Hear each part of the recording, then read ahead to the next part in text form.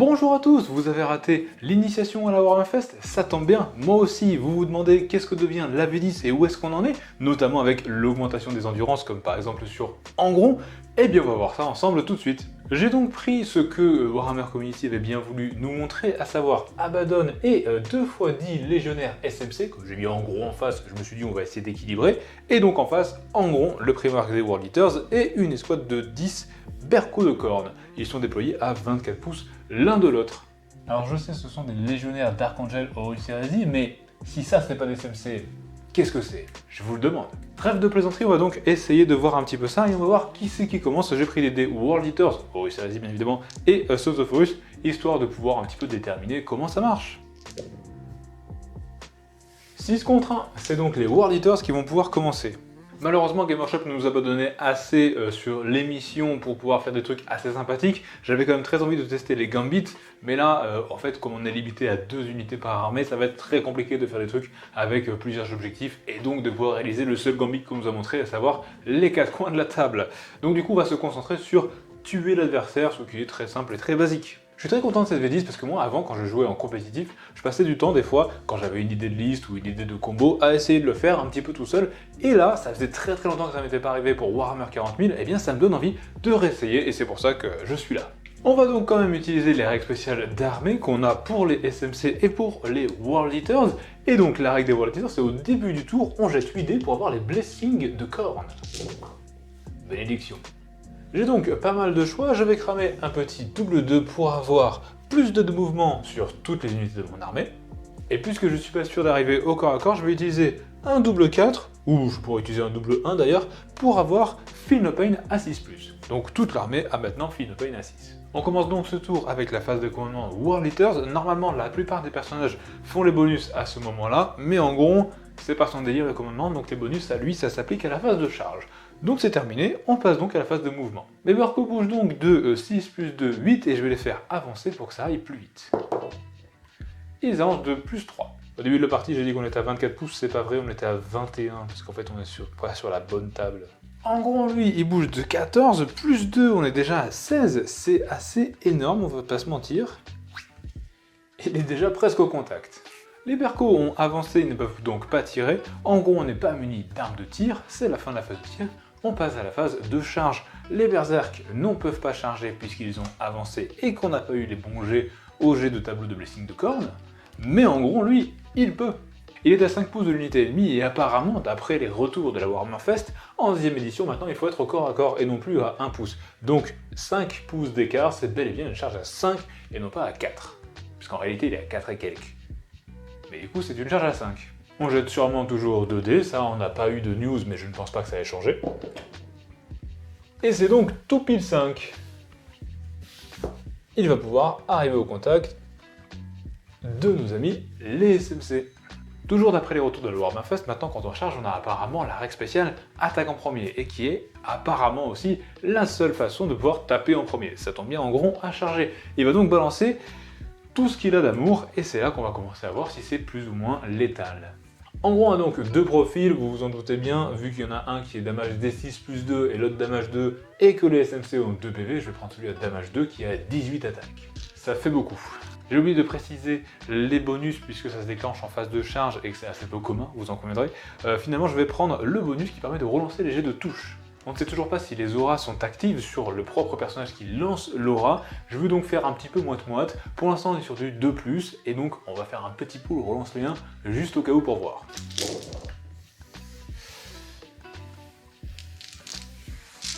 Je n'ai fait qu'un seul 1. Si jamais l'aura est active ou non, on verra bien. Ça aurait fait du coup une touche de plus, on va la garder de côté. Sur Warhammer Community, ils ont indiqué que apparemment le tableau de blessure ne changeait pas, on est donc sur une force de 8 contre une endurance de 4, ça fait toujours du 2+ en blessure. Ah, c'est un petit peu moins bien. Le dé en plus, il aurait blessé, on est donc pas trop mal. Ça fait donc 14 sauvegardes à 3+, qui a une PA-2, passe donc à 5+, 15 sauvegardes si on compte le truc de la reroll tout seul. C'est dommage de 2, donc à chaque fois qu'il y a 4, 3, 2 ou 1, c'est un mort direct. 14 sauvegardes, 10 personnes, autant ils dépassent tous.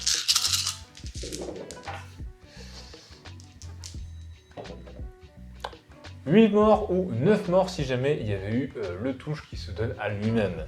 On va en enlever donc que 8, c'est déjà quand même pas mal.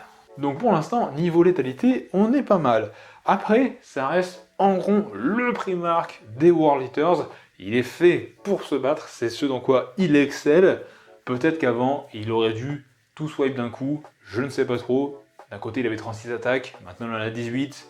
Les chances qu'avant, ça c'était le goûter. Mine de rien, les deux survivants vont vouloir répondre. La règle d'armée des Space Marines du chaos est pacte du chaos. À chaque fois qu'ils vont tirer ou combattre, ils peuvent faire un pacte du chaos. Et là du coup, je vais faire un pacte du chaos pour leur donner touche létale. La touche létale, c'est quoi? À chaque fois qu'on fera un 6 naturel pour toucher, ça fera une blessure automatiquement. On n'aura pas besoin de jeter les jets de dés, puisqu'ils ont une force de 4 contre une endurance de 11. Ça serait donc un 6 pour blesser. Au moins, ça permettra, si jamais avec un peu de chance on a un 6 pour toucher, on a 6 attaques, en stat, il y en a au moins 1, de faire une blessure en rond. En contrepartie, ils doivent faire un test de commandement pour ne pas mourir, et donc du coup, on va pouvoir voir le commandement. Ils ont un commandement de 6+, maintenant le commandement c'est vous jetez 2 dés, et vous espérez faire plus, égal ou plus, au jet en cours. Et je fais 6 tout pile. J'ai donc pas mal de chance, et donc du coup ils ont touche létale maintenant. Et j'ai bien fait, puisqu'il touche à 3, il y en a une qui est ratée, mais 2 6, et donc du coup 2 blessures automatiques contre Angron. Et ensuite ça blesse forcément à 6+. Et j'ai rien fait. J'ai donc très bien fait de faire un pacte sombre. Angron ne devrait pas être trop inquiété, il a une sauvegarde à 2+, et je vous le rappelle, Feel No Pain à 6+. Double 1, et ben c'est pas si mal, on va pas très bien s'aider. Hein. Feel No Pain à 6, et bien c'est 2 PV pour Angron. Il en a 16, il passe donc à 14 PV. C'est la fin de la phase de combat, c'est même du coup la fin du tour. Les tests de morale en 10e édition ne se font plus à la fin du tour avec la phase de morale, elle a disparu. Elles se font plutôt au début du tour du joueur en question, à la fin de la phase de commandement. On passe donc maintenant au tour des SMC avec la phase de commandement où Abaddon va pouvoir donner ses petits bonus. Abaddon va utiliser une de ses 3 aptitudes disponibles en phase de commandement, il faut en choisir une parmi les 3, et il va choisir celle qui donne 4+ invulnérable aux unités à 6 pouces de lui. Et à 6 pouces et non pas entièrement à 6 pouces. L'unité de Space Marine contre Angron est donc dans les 6 pouces. C'est la fin de la phase de commandement, ils vont donc faire un test de morale et doivent faire plus que 6 avec 2d6. Et ils font 6, c'est tout bon. C'est 6 ou plus. C'est donc le début de la phase de mouvement, on va un petit peu voir ce que ça donne d'avoir Abaddon contre Angron, et on va s'arranger pour que les SMC chargent les berserk de cornes. On arrive donc en phase de tir, je vais faire un pacte du chaos avec cette squad de 10 SMC pour qu'ils tirent dans les bercots. J'aurais bien tiré sur Angron, mais je ne sais pas si en 10e édition on peut ou non tirer dans les corps à corps, il y a de fortes chances que non, mais sait-on jamais. Un petit jet de commandement pour voir si ça se passe bien ou pas. Ça se passe pas bien, ils vont donc prendre un des 3 blessures mortelles, 2, Sustained Hit 1, et là cette règle elle est différente de touche létale qu'on avait tout à l'heure, là à chaque fois qu'il y aura un 6 pour toucher, on rajoutera une touche. Ils vont donc tous tirer avec leur bolter, sacrilège ils ont perdu tir rapide, et c'est 2 attaques par tête. Il en reste 9, ça fait 18. Ils touchent à 3+, et chaque 6 fera donc une touche en plus. On a un 6, et 2 6, il était cassé. On a 5 dés ratés, on en reprend donc 2 pour faire les 2 touches de plus. Une force de 4 sur une endurance de 4, c'est 4+. Ce qui fait donc 7 sauvegardes pour les percos. Ils ont une sauvegarde à 3+, et ont toujours, puisque c'est jusqu'à la fin du tour de l'après, insensible à 6. Je n'en rate qu'une seule, insensible à 6. Raté, il y en a un qui perd un PV. Lui, pas ça. Je ne pense pas que la 10e édition va enlever la règle qui permet de tirer sur une autre unité que celle qu'on veut charger, et donc du coup je vais faire en sorte que Abaddon tire sur les berserk de cornes avant de pouvoir charger en gros. C'est donc 4 attaques qui touchent à 2+. Full touche, force de 5 sur rendu 4 sur du 3+. Une ratée. CPA-1, damage 2, ça fait donc 3 sauvegardes à 4+, pour les percos. Et tout est réussi. C'est pas si létal que ça, ou alors c'est des zombies. On passe donc à la phase de charge. Abaddon va faire une charge sur Angron, pas besoin de jeter les dés, et eux vont faire une charge sur les percos. C'est une charge à 4 ennemis, donc 5.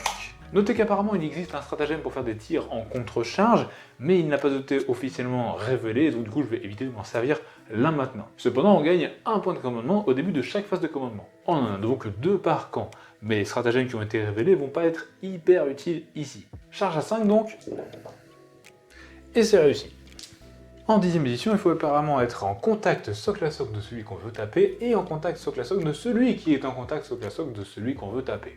Si jamais ces conditions ne sont pas remplies, on ne peut pas taper.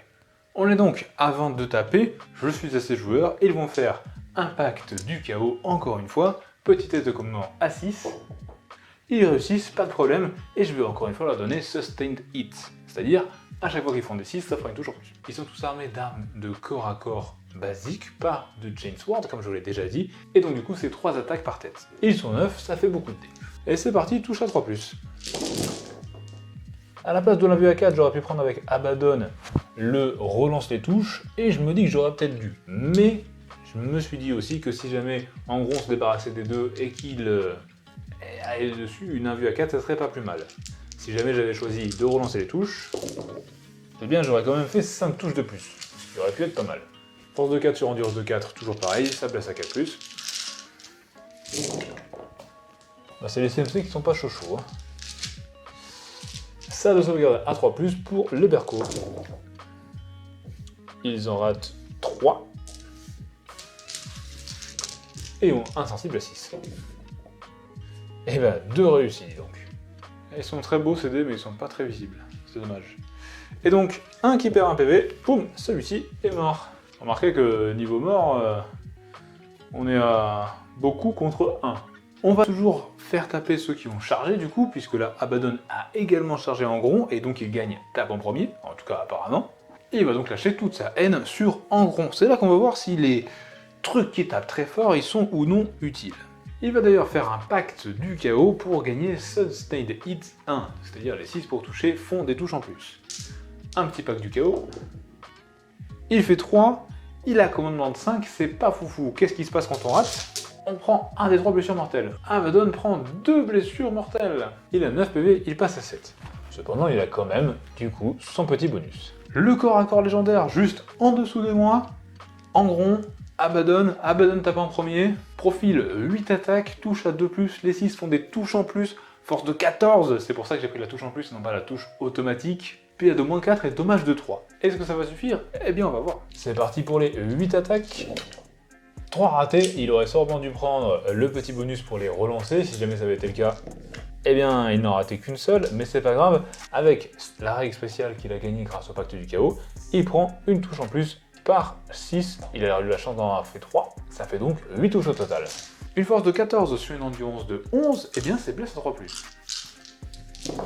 Et il en rate 3. CP à -4, en gros à des invulnérables, ça lui fait donc 5 invulnérables à 4+. Il en rate 2, c'est un dommage de 3 à chaque fois, mais rappelez-vous, il a toujours insensible à 6, parce qu'on n'a pas encore recommencé les bénédictions de cornes, ça fait donc 6 insensibles à 6, et il sauve 2 PV. Il en perd 4. Il est donc à 10 PV. C'est pas si fort que ça, Draknien.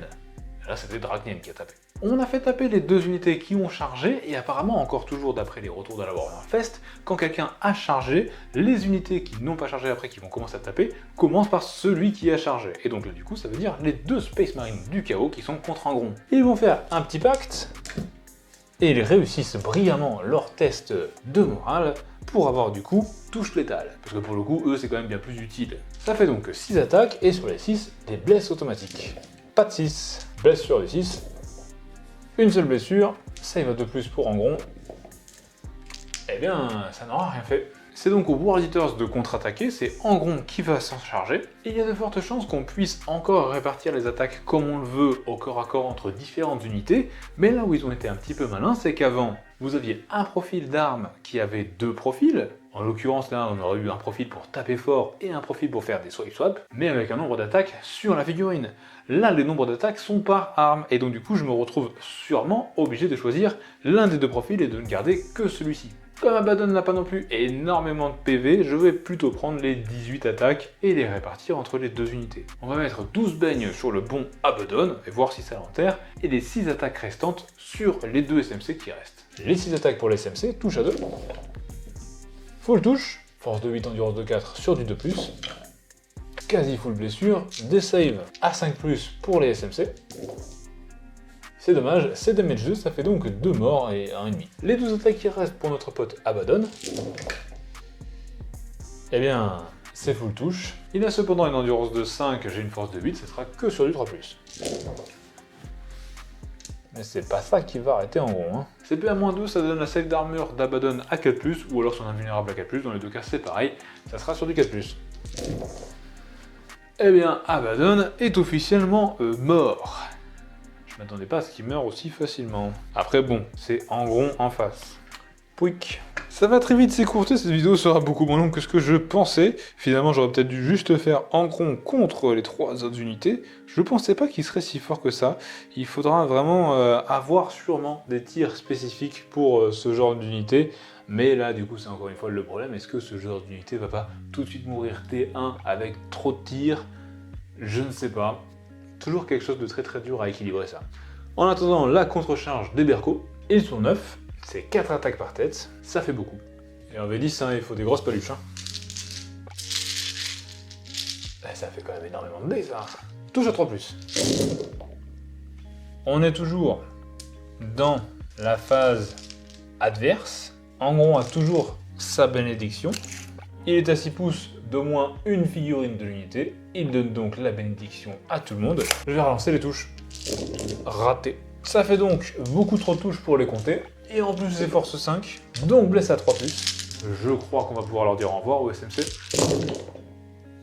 Et ben voilà. Et c'est donc ça d'invulnérable à 4 ou de save à 4, puisque les armes de Berco c'était à -1. Ce n'est que dommage 1, donc on les enlève 2 par 2. 1 mort, 2 morts. Eh bien 6 morts quand même. Hein. Hop là. Eh ben voilà où on en est, il reste 3 SMC en face. Et on a eu un berserk de mort, et Angron est à 10 PV au lieu de 16. Bon, moi qui voulais voir un petit peu la létalité, ce que ça donnait, je me suis dit, on va mettre 2 unités de SMC avec Abaddon, ça devrait être à peu près équivalent en points à Angron et 10 Berco. Pour vous donner une petite idée, là, ce que j'ai joué en SMC, en V9, c'est 710 points, et World Eaters en face, c'est 580. Je me suis dit, bon, ça devrait aller et tout, tu vois, mais... eh bien, c'est un peu compliqué. Du coup, la V10... paraît peut-être un peu plus létal, je sais pas trop, ça dépendra, mais ce qui est pas trop mal, je trouve, et c'est aussi peut-être parce que les World Eaters ont commencé, donc du coup en gros il a pu bouger, mais le coup des blessings de corne qui fait bouger de beaucoup, bah, ça permet quand même une vraie bonne grosse projection. Et encore, j'ai pas eu de chance, j'ai pas pu avancer et charger, sinon il était carrément une charge à 1 pouce. Mais si les SMC avaient commencé, et qu'ils avaient tiré avec leur bolter avec 2 attaques par tête, ça faisait 20 attaques, et qu'ils avaient fait un pacte du chaos pour avoir touche létale, eh bien, je me demande combien ça aurait fait de touches. Enfin, de blessures tout de suite. Et voici ma réponse.